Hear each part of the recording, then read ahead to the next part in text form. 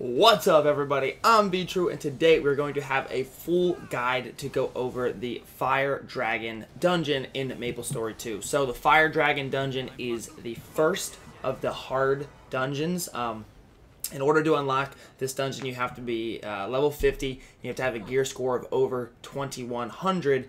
Those are the requirements just to unlock this dungeon. However, the good news is about this dungeon is, even though it is very difficult, you are guaranteed to get epic gear. You get that purple quality gear.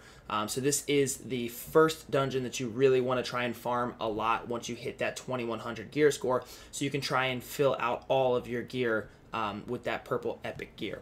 So let's go over exactly what you want to do in order to beat this dungeon, because it is actually not that difficult once you learn all of the patterns.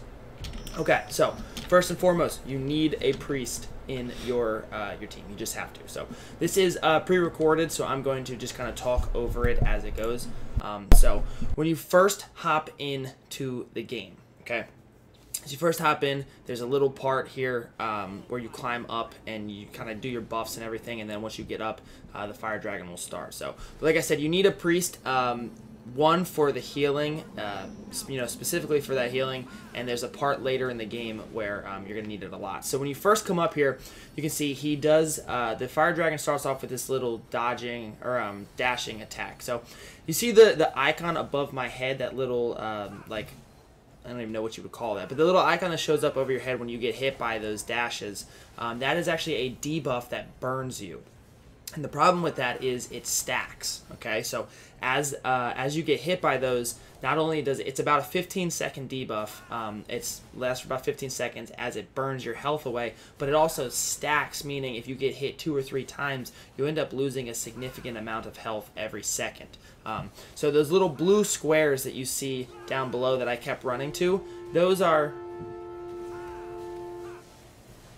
I don't know what the hell that was.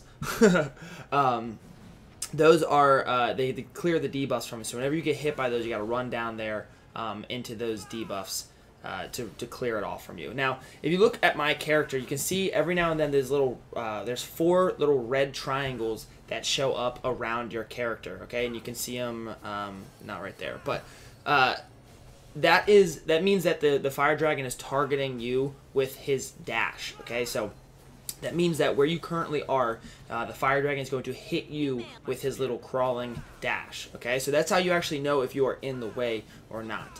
It's safe to just dodge away from where he's facing no matter what, but that is actually going to tell you where you are. So during this period, you should just be trying to get as much ranged DPS as possible down on him. You can see every now and then, so most of these are like a running dash. Every now and then he does like an instant dash. So he will actually take his legs and kind of paw at the ground a couple times as he like kind of charges up that instant dash. And that one does not come with a warning, so you do have to run away.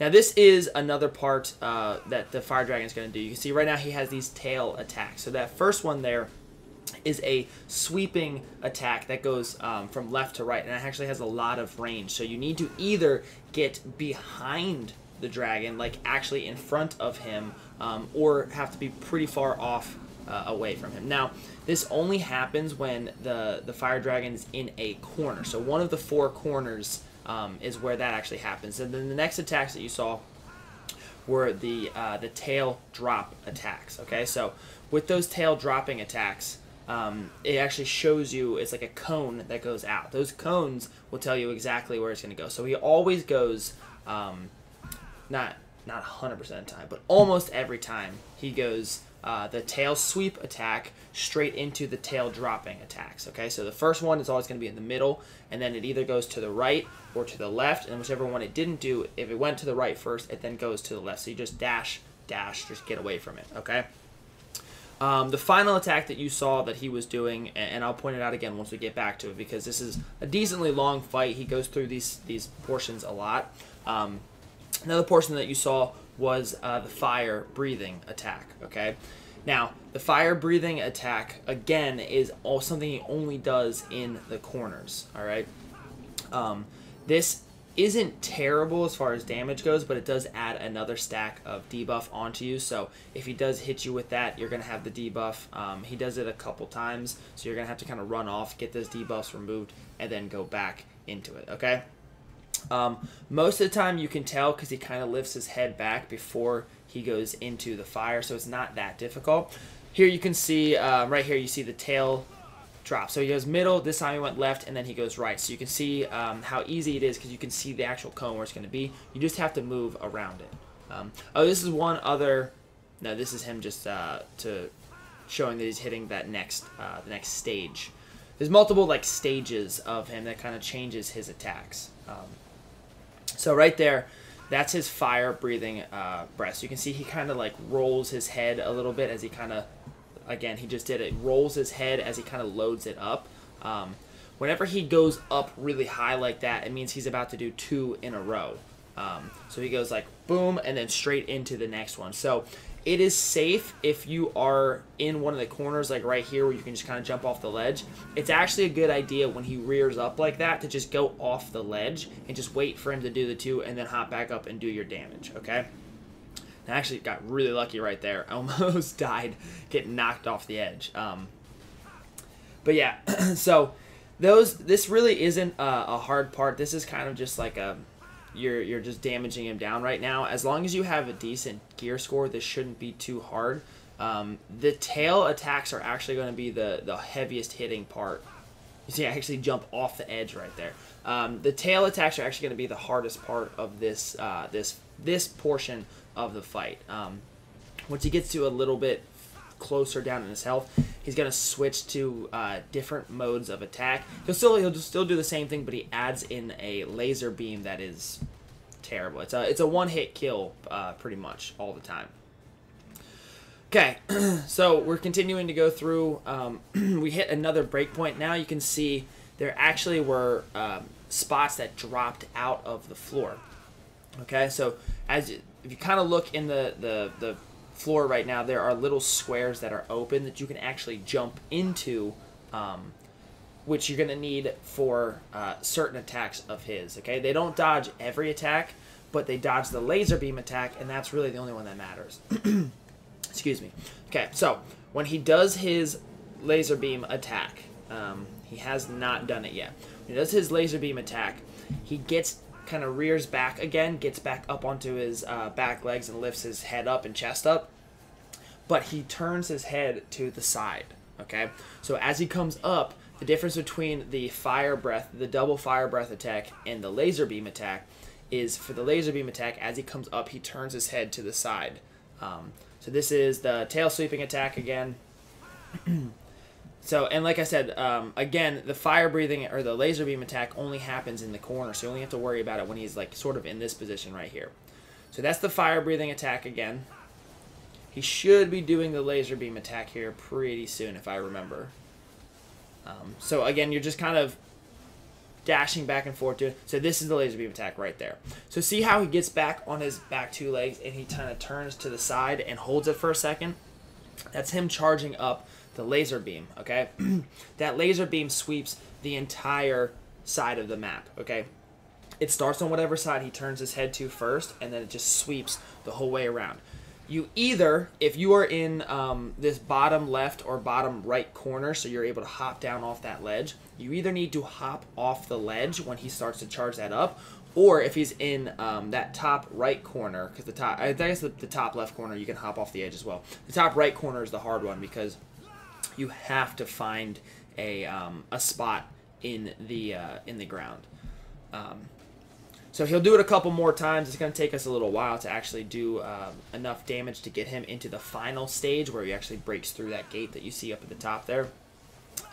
So a lot of this is patterns. It's just recognizing patterns. It's understanding what animations he does before his attacks. Same as a lot like Dark Souls. I don't want to say that this game is anywhere close to Dark Souls as far as difficulty goes.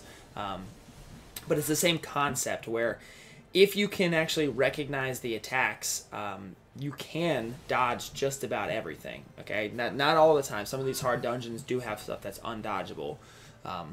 But you can dodge just about everything in these dungeons as long as you're able to kind of identify what's going on.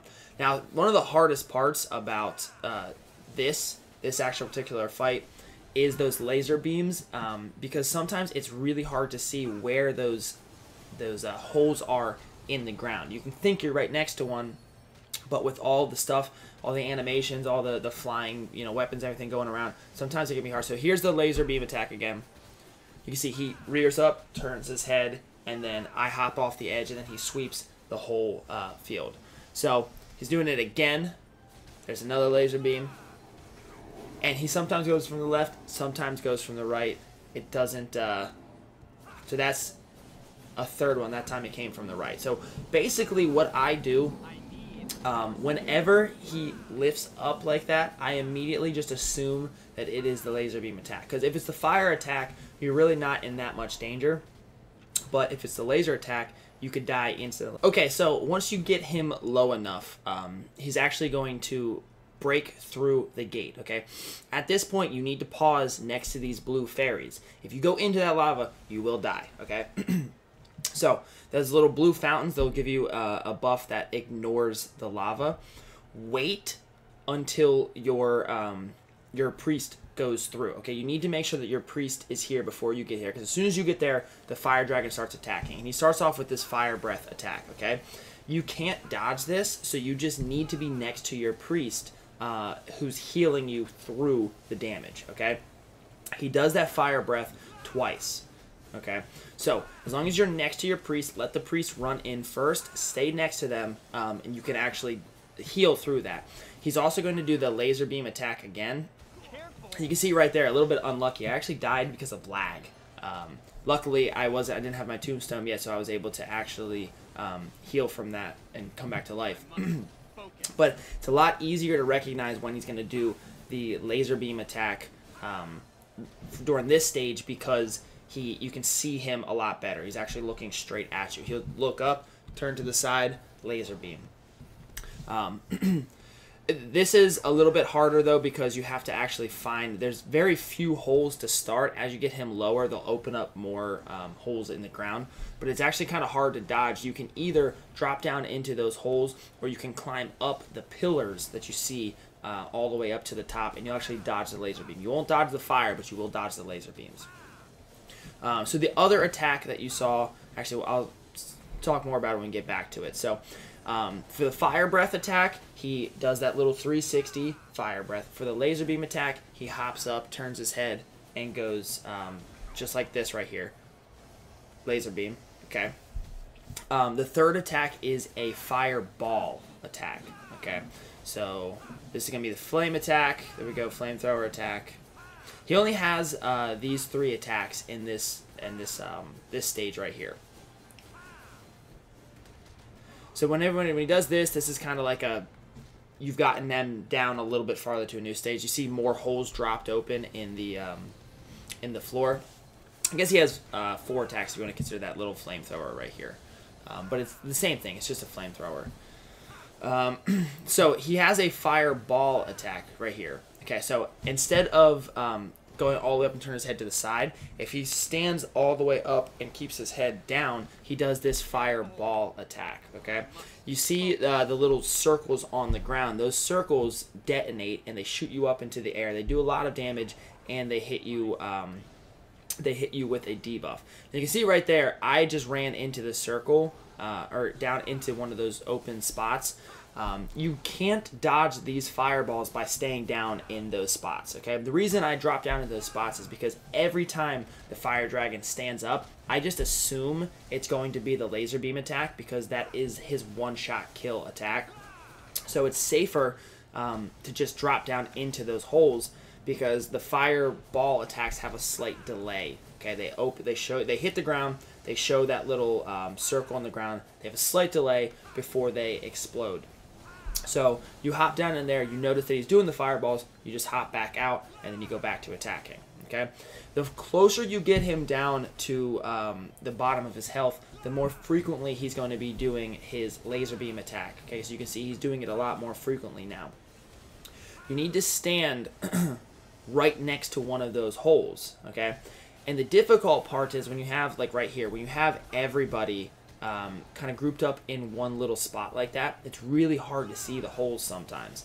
But if you're too far away from your priest, you don't get the healing. So it's kind of one of those situations where you should try to find a spot, more than one people can get down into a hole. So that's not an issue.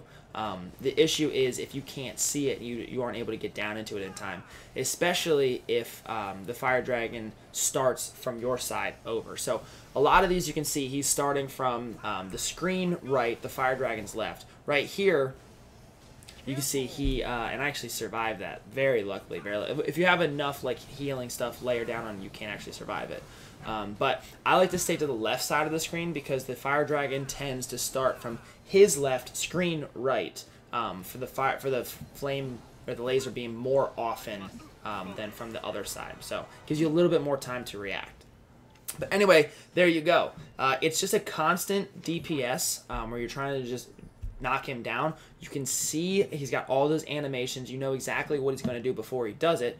And then here's look at some of the loot that I got. Like I said, this is how you get that epic loot. So I got fragments for an earring, I got some bottoms for a wizard, and then I actually have a cannon that I unlocked. Unfortunately, none of this stuff that I got is tradable. It's very rare that you get tradable epic equipment, but it is good to save for other classes if you end up deciding to use them. Whew. All right, so that was a lot, but that is a full guide, absolutely everything you need to know about the fire dragon. So there you go. Hopefully this helps you guys out. I hope you guys enjoyed the video. If you have any questions left, please put them down below. Anybody has any strategies or tips that I didn't mention, also put that down below. Like I said, I hope this helps you guys out. I hope this allows you guys to get your first fire dragon runs done so you can start getting that epic gear.